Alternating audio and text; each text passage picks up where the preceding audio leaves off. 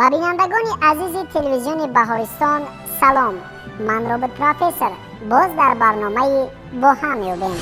امروز نیز در برنامه ما دو نفر خواننده فعال، سمیه سفرخان خواننده صنف ششم مؤسسه تحصیلات میانه عمومی رقم 12 ناحیه اسماعیل سامانی و فیضی‌گل نورعلی‌زاده خواننده صنف چهارم مؤسسه تحصیلات میانه عمومی رقم 24 ناحیه فردوسی اشتراک میکنند. سمیه بیشتر فنهای بوتانیکا، گئوگرافیا، ماتماتیکا و زبان انگلیسی را دوست می‌دارد. از نمودهای ورزش فوتبال را می‌پسندد. در آینده می‌خواهد حقوق شناس شود. فیضی‌گل باشد به فنهای ماتماتیکا، زبان روسی و زبان انگلیسی شوق دارد. بعضا وقت به دوزندگی نیز مشغول می‌شود. در آینده می‌خواهد دکتر شود. به برنامه ما خوش آمدید. رحمت. شما بار برنامه با هم می‌بینیم رو در تلویزیون دیدید؟ بله. یعنی از شرط‌های برنامه آگاه هستید؟ بله. چگونه هستند؟ شرط یکم با وریانت، شرط دوم درست و یا نادرست. شرط سوم به ما سپارش داده می شود. یعنی شما علاقه آگاه هستید؟ بله. خوب بیایید بینندگان تلویزیونی بهارستان را دیگر منتظر نمی کنیم و سوال و جواب برنامه امروزه را آغاز میکنیم. در شرط اول برنامه برای شما 4 سوال با وریانت پیشنهاد کرده می شود. عین حال من سوال اول را برای شرط یکم پیشنهاد می کنم. با دقت باشید. چرا آب بحرها شور است؟ وریانت ا از حساب ولکان‌های زیر آبی. وریانت ب آنها در میان کوه‌ها جایگیر شدند. وریانت و شستشوی کوه‌های نمکین و جاری شدن آنها به بحرها. و نهایت وریانت گ بارشات برف و باران و ژاله در داخل بحرها. خب با هم مشورت میکنیم.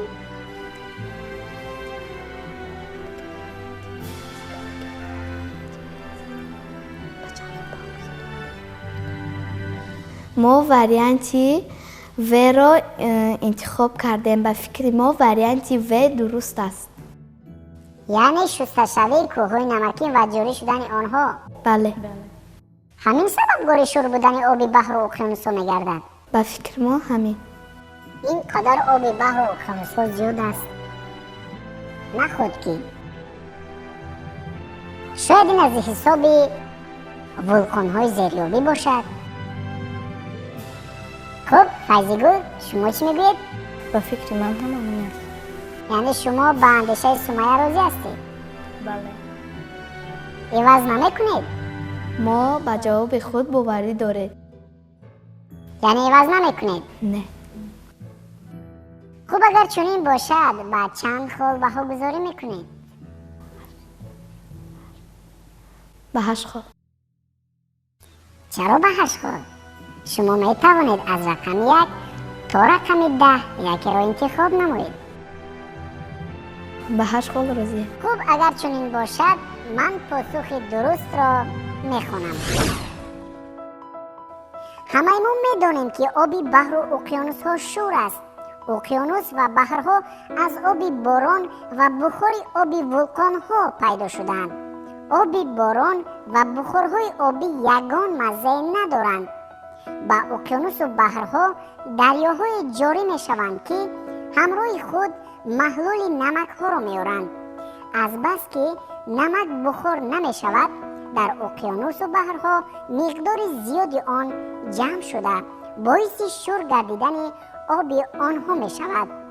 از اینجا آب بحرها آب تازه نبوده بلکه آب آمیخته با نمک است. این آمیخته شفاف و یک جنس است که محلول می نامند و انسان آن را تا چشیدن از آب تازه فرق کرده نمی تواند.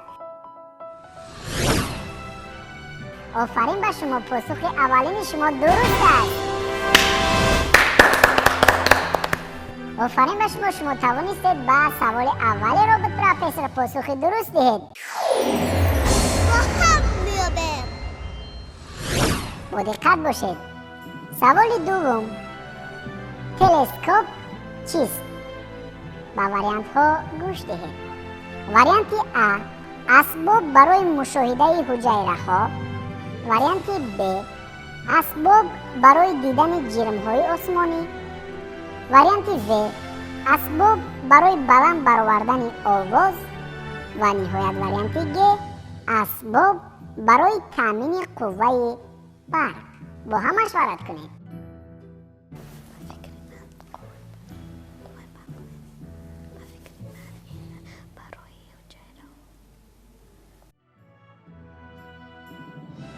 ما با هم مصلحت کردیم و به فکر ما وریانت ا باشد.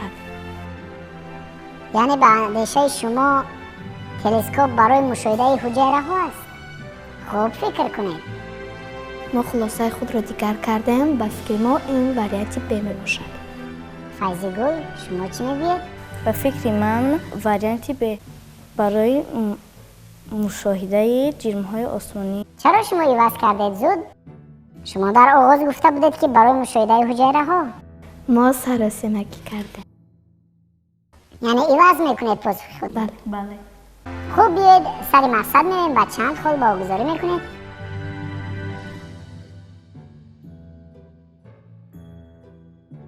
رابط پروفسور، ما جواب خود را به 10 خال بهاگذاری میکنیم.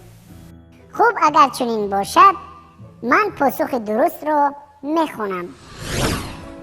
تلسکوپ اسباب استرونومی است که افکنشات روشنایی را از جسم‌های استرونومی جمع می‌نماید. تلسکوپ اندازه ایون کنجی و روشنی جسم‌های مشاهده شونده را وسیع کرده نشان می‌دهد. نخستین تلسکوپ اپتیکی را سال 1609 گالیلئو گالیلی اختراع کرده است. آفرین، پاسخ نوبتی شما نیز کاملا درست است. آفرین به شما توانستید بعد 2 سوال اول شرط یکم برنامه ما پاسخ درست دهید و حالا شما صاحب 18 خال می باشید. اکنون میگذاریم به سوال سوم شرط اول برنامه با هم میابیم.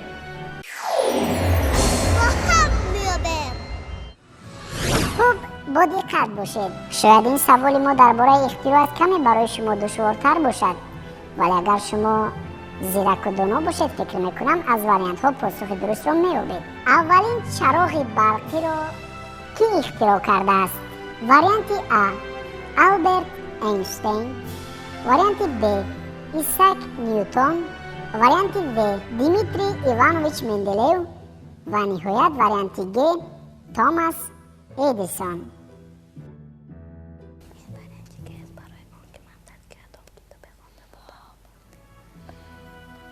رابرت پروفسور، سوال را بار دیگر به ما تکرار کنید. خوب، با دقت باشید. اولین چراغ برقی را که اختراع نموده است؟ آلبرت اینشتین. وریانت ا، وریانت ب، ایساک نیوتن. وریانت و، دیمیتری ایوانویچ مندلیو. و نهایت وریانت گ، توماس ادیسون.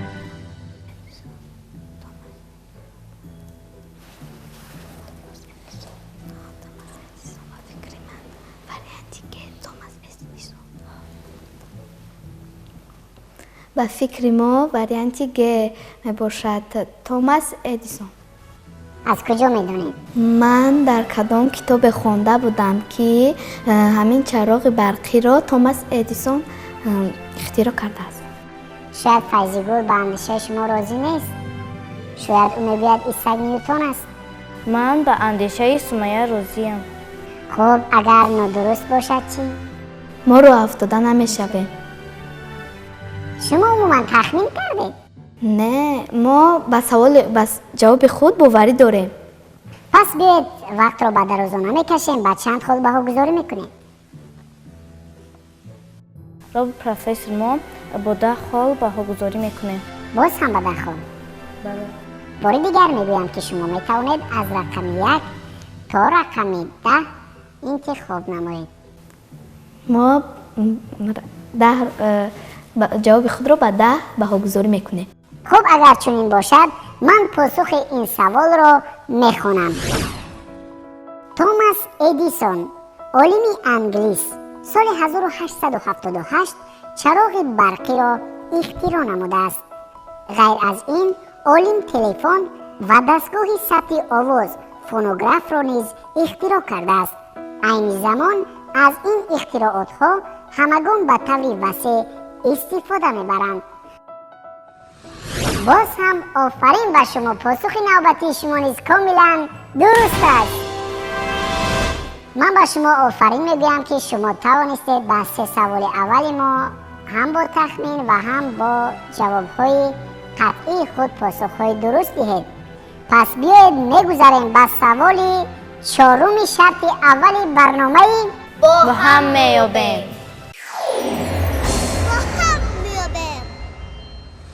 خوب با دقت باشید. عمر درختان را چگونه معین میکنند؟ وریانت ا از پوستلاخشان، وریانت ب از حلقه های پایه آنها، وریانت و از برگ هایشان و نهایت وریانت گ از ریشهشان.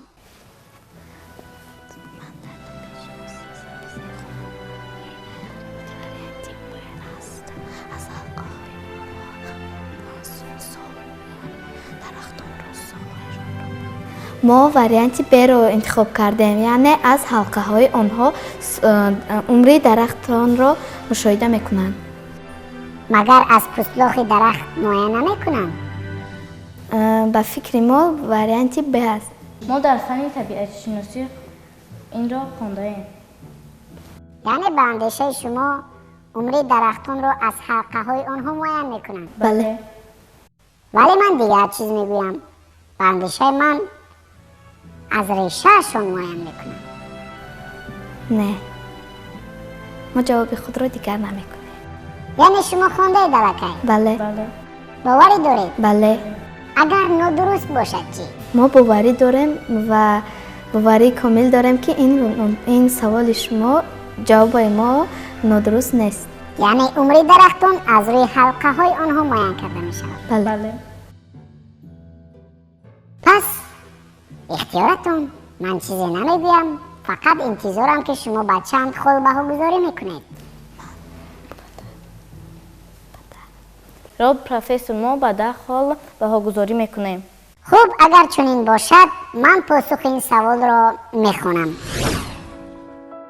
دیله نازک درخت که در مرکز پایه جایگیر است با پرده زیچ احاطه شده است.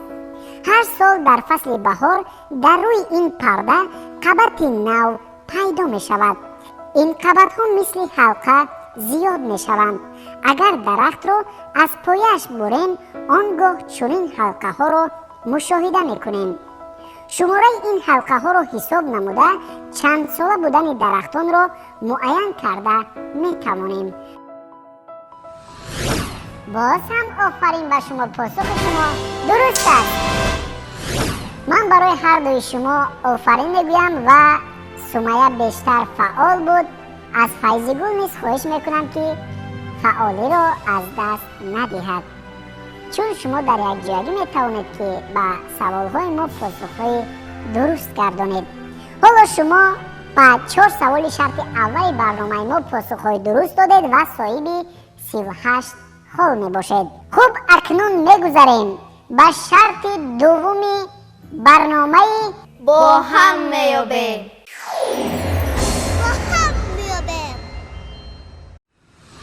خوب، آماده اید که دلیل اول را پیشنهاد نمایم؟ بله. با دقت باشید. بوم ها روزانه به شکار می روند. آیا این دلیل درست است یا نادرست؟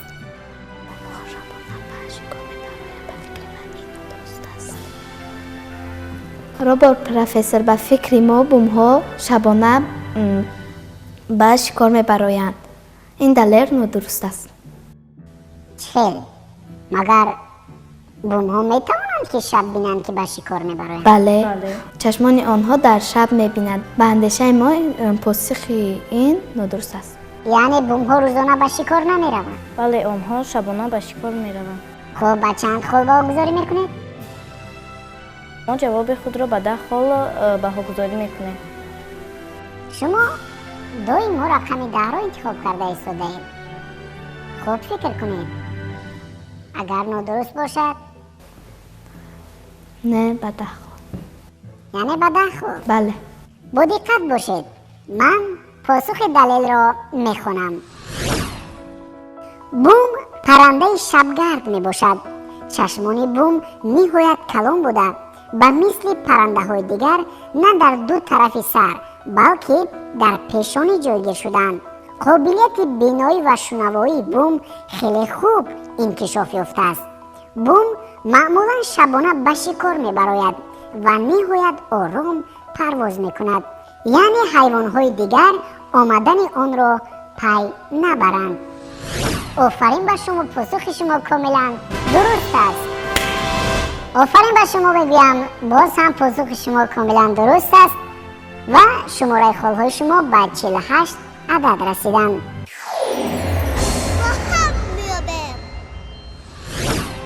خوب، آماده اید که دلیل دوم را پیشنهاد نمایم؟ بله.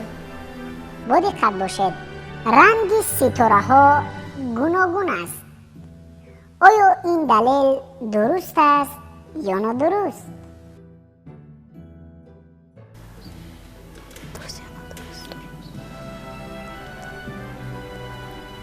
و فکر ما روبرت پروفسور و فکر ما این دلیل نادرست است. یعنی شما مشاهده کرده اید ستاره ها را باره؟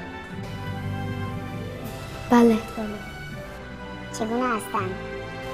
رنگ آنها سرخ یا اینکه زرد میشوند. یعنی این دلیل نادرست است. بله. بله. یعنی رنگ ستاره ها یک رنگ است. بله. یعنی به اندیشه شما ستاره ها یک رنگ هستند. بله. خوب،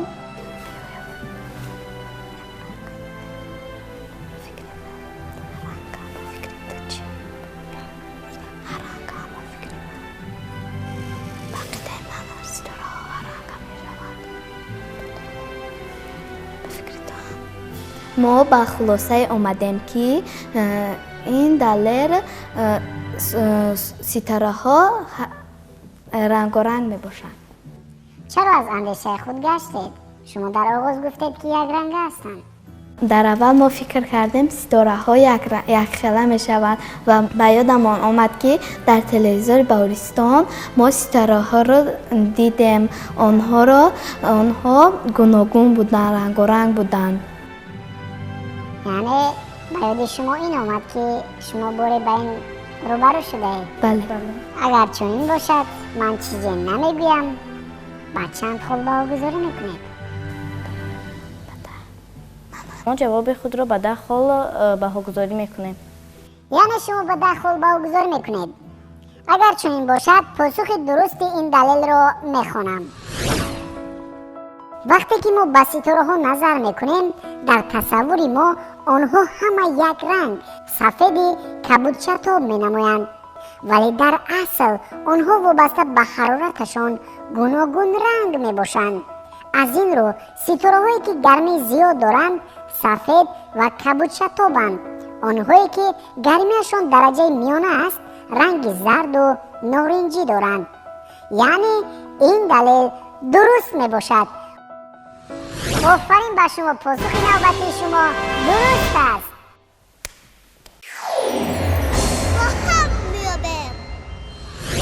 خوب، با دقت باشید دلیل نوبتی را پیشنهاد میکنم.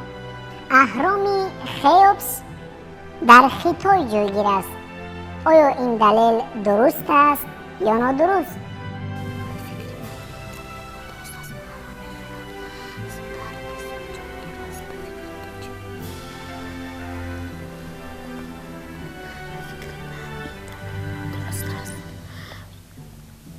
روبرت پروفسور، ما به خلاصه اومدیم که این کاملا نادرست است. چرا؟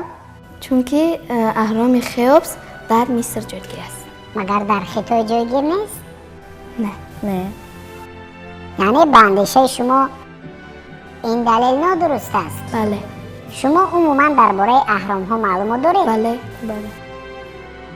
من در کتاب کودکان و نورسان خوانده بودم که اهرام خئوپس در مصر جایگیر است. آنها در خطای جایگیر نیستند. خوب اگر چنین باشد عوض نمیکنید؟ نه. و چند خال واگذاری میکنید؟ رول پروفسور ما با 10 خال بهاگذاری میکنیم.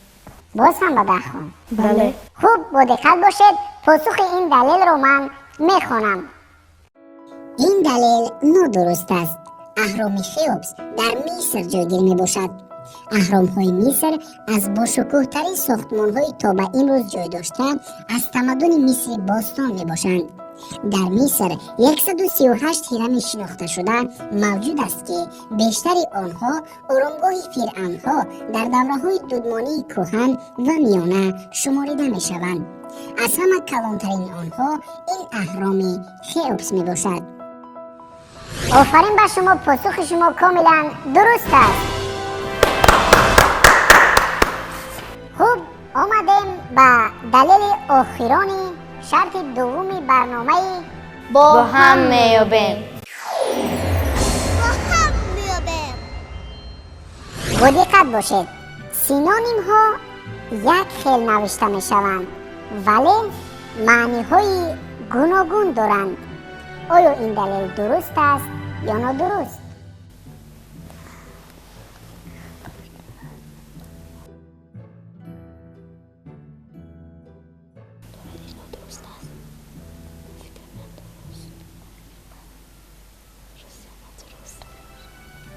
رول پروفسور ما به خلاصه آمدیم که این کاملا درست است. یعنی سینونیم ها یک خیل نوشته می شوند ولی معنی های گوناگون دارند. بله. بعد چند خال واگذاری میکنید؟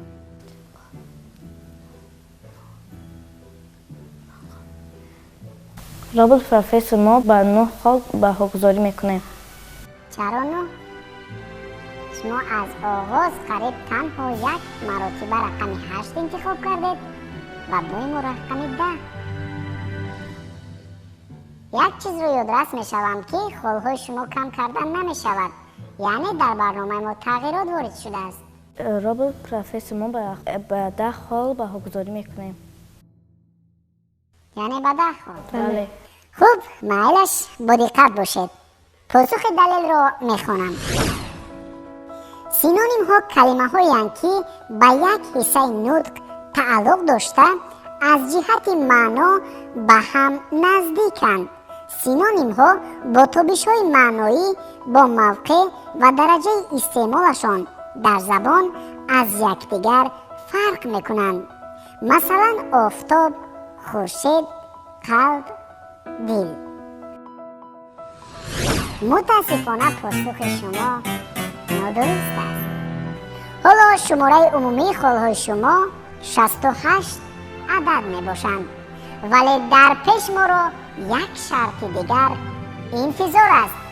اکنون می گذاریم به شرط سوم برنامه با هم میابیم.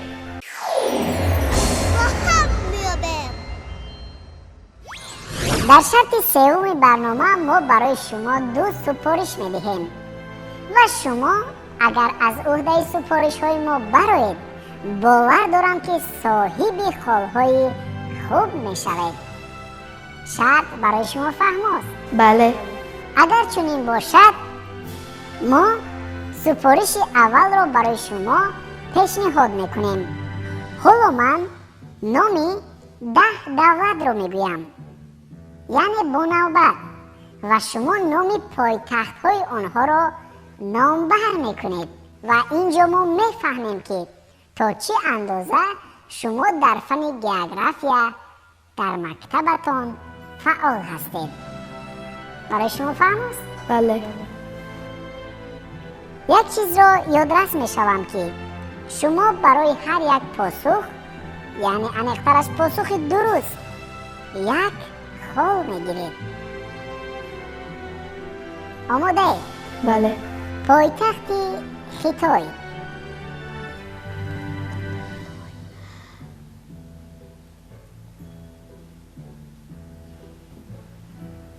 پاسخ ندارید؟ نه. خب پایتخت فرانسه، پاریژ، پایتخت امریکا، واشنگتن، بله. پایتخت ازبکستان، تاشکند، بله. پایتخت ترکیه، پایتخت ترکیه. نمیدونید؟ پایتخت روسیه، مسکو، بله. پایتخت ایران، شهر تهران، بله. پایتخت انگلیه، نمیدونند؟ پایتخت اسپانیا، مادرید، بله. خوب، آفرین به شما. از 10 دولتی که ما برای شما گفتیم شما توانستید نام پایتخت های 7 دولت را درست نامبر نمود. آفرین به شما. یعنی به خالهای شما 7 خال دیگر ما علاوه میکنیم. حالا شماره خالهای شما به 75 عدد رسیدند. در پیش ما را یک سپارش دیگر انتظار است. اکنون ما میگذاریم به سپارش آخرانی برنامه با هم میابیم.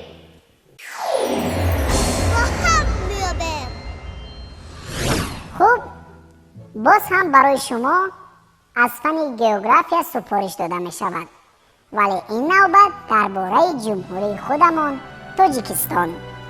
یعنی شما در مدت 1 دقیقه نام شهر و ناحیه های یک ولایت تاجیکستان را نامبر می کنید.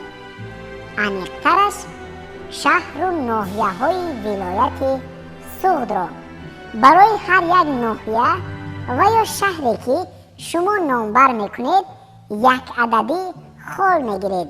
یعنی اگر شما 10، 12 و یا 13 شهر و ناحیه را نامبر کنید همون قدر خال می گیرید.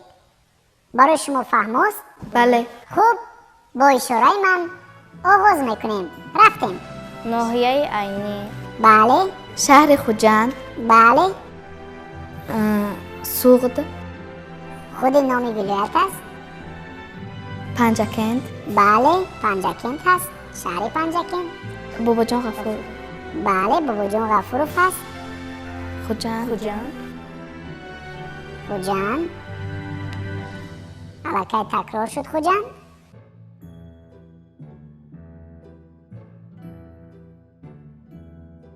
بوستان، بوستان، بله. شهر بوستان.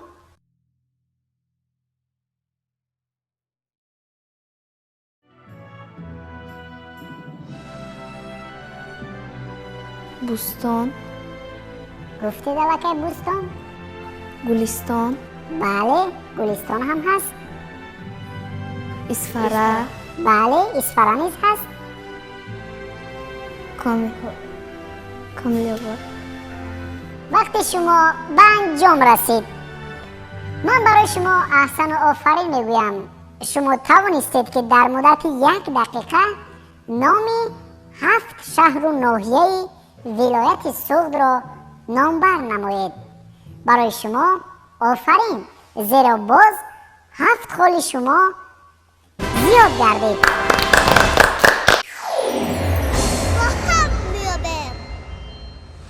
در همین جا همه شرط‌های برنامه با هم یابیم انجام یافتند. من الکی شمردم که شما صاحب چند خال گردیدید. در عموم شما توانستید که صاحب 82 خال شوید. آفرین. سمیه، شما وابسته به برنامه امروزه ما چی اندیشه دارید؟ اندیشه من همین است که برنامه خوب تشکیل کردن تشکر به تلویزیون بهارستان میرسانم که برای ما نورسان چنین برنامه های ذهنی و جالب تشکیل کرده اند. خب فیضی گل، شما چی اندیشه دارید؟ من اندیشه دارم که همین برنامه ها زیادتر شوند و ما باز آماده اشتراک کنیم. سلامت باشید. آفرین. بینندگان عزیز تلویزیون بهارستان، بار دیگر یادرس می شویم که در برنامه امروزه با هم می‌یابیم 2 نفر اشتراک نمودند. یکی سمیه سفرخان و دیگری فیضیگل نورعلی زاده که آنها توانستند در عموم صاحب 82 خال شوند. من برای شما کامیابی میخواهم. دائما فعال و زیرک باشید. تشکر. بینندگان عزیز تلویزیون بهارستان، این بود برنامه امروزه با هم می‌یابیم. من رابرت پروفسور باز میروم به جستجوی سوالهای نو به نو. خیر، تا برنامه های آینده زیرک و دانا باشید. تا بازدید.